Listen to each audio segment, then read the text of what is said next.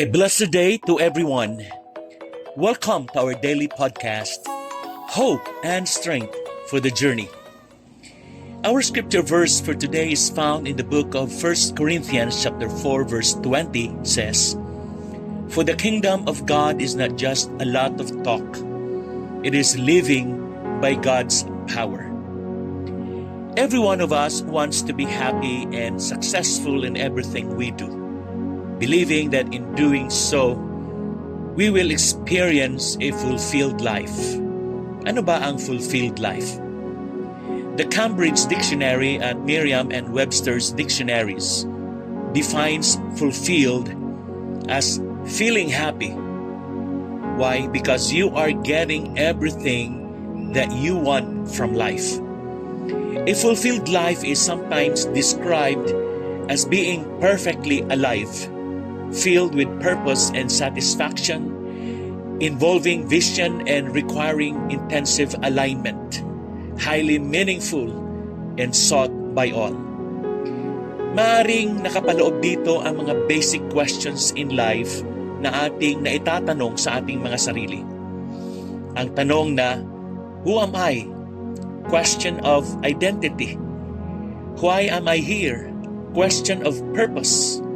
Where am I going? Question of destiny. Meron ding nagsasabi na ang fulfilled life is something na mahirap i-define dahil mahirap itong ma-achieve.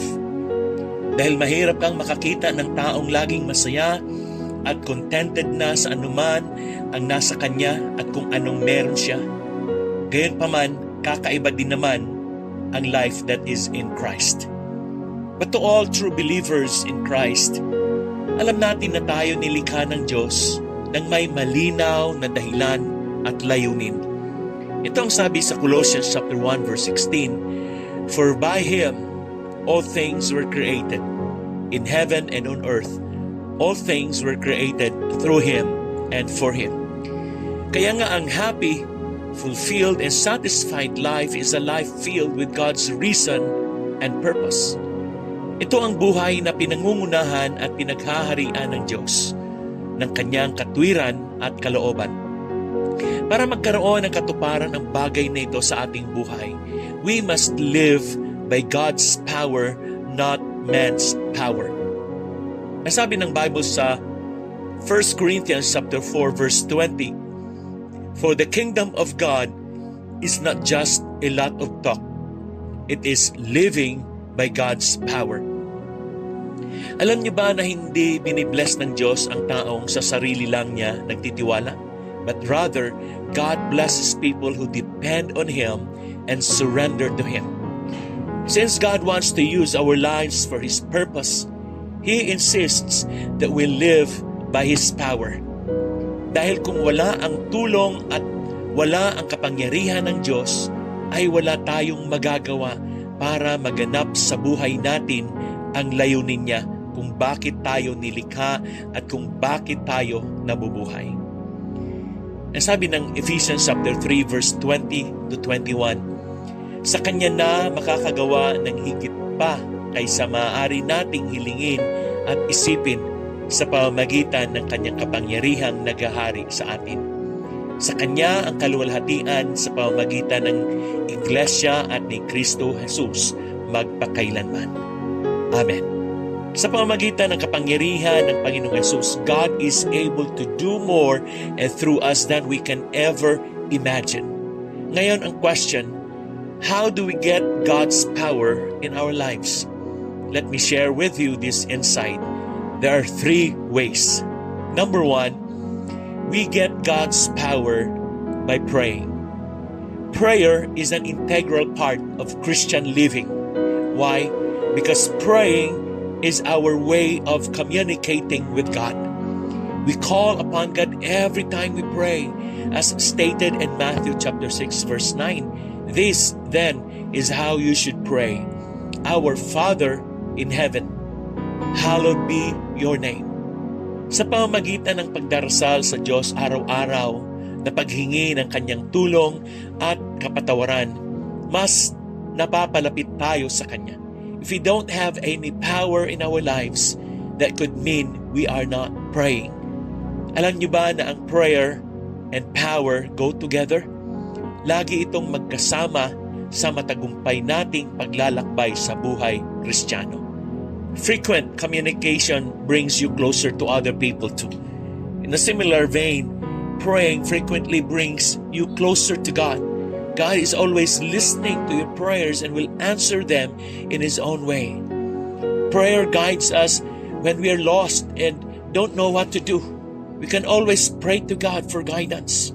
Scripture states in Psalm chapter 25 verses 4 to 5, it says, "Show me your ways, Lord.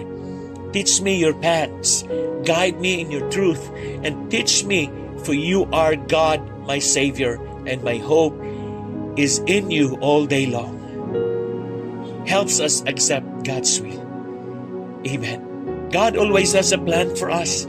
But sometimes, it can be challenging to understand. Praying helps us understand His will and accept it because His plans are always for our own good. As written in the Bible, "For I know the plans I have for you, declares the Lord, plans to prosper you and not to harm you, plans to give you hope and a future." This is what Jeremiah chapter 29 verse 11 says. Prayer to ask for God's protection. From the ends of the earth I call to you. I call as my heart grows faint. Lead me to the rock that is higher than I, for you have been my refuge, a strong tower against the foe. This is what Psalm chapter 61 verses 2 to 3 says. Hallelujah. And number 2, we get God's power by taking a step of faith. Ang tunay na nananalig sa Diyos ay sumusunod sa Diyos. When we take a step to do what God tells us to do, even when it's hard or unpopular, even when it may cost us, even when it doesn't make sense, even when nobody else is doing it, God will pour out His power in our lives. Amen. In Romans chapter 15 verse 13 says, "May the God of hope fill you with all joy and peace as you trust in Him, so that you may overflow with hope by the power of the Holy Spirit." Amen. And number 3, we get God's power by keeping on trusting and not giving up. For God to grow our faith, He will test it.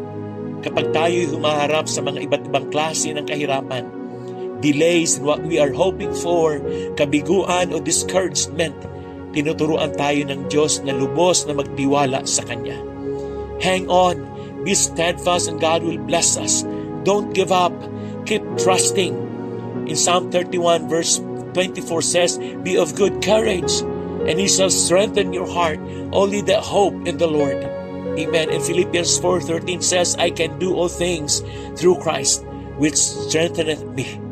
And in 2 Chronicles chapter 15 verse 7 says, "But as for you, be strong and do not give up, for your work will be rewarded." Ikaw, are you experiencing a happy, fulfilled, and satisfied life? If yes, then continue to accomplish God's reason and purpose for His glory at i-share mo sa iba ang iyong living testimony. If not, then start living in God's power by surrendering your life to Him today. As I wind up with this insight today, let's take a heart-searching question. Paano ba natin masasabi na gumagalaw ang kapangyarihan ng Diyos sa ating buhay? Paano ba sinusubok ng Diyos ang ating pananampalataya ngayon? What step of faith are we taking for God today? Amen. Let us pray. Dear God, thank you for showing us our purpose in life. Thank you for letting us live this purpose daily. Thank you for your fulfillment, which offers us real happiness and a deeper sense of contentment. Continue to strengthen us by living in your power and surrendering our lives totally to you. This is our heart cries in Jesus' name. Amen and amen. Again, good morning po sa inyong lahat. God bless you and your family. See you again tomorrow.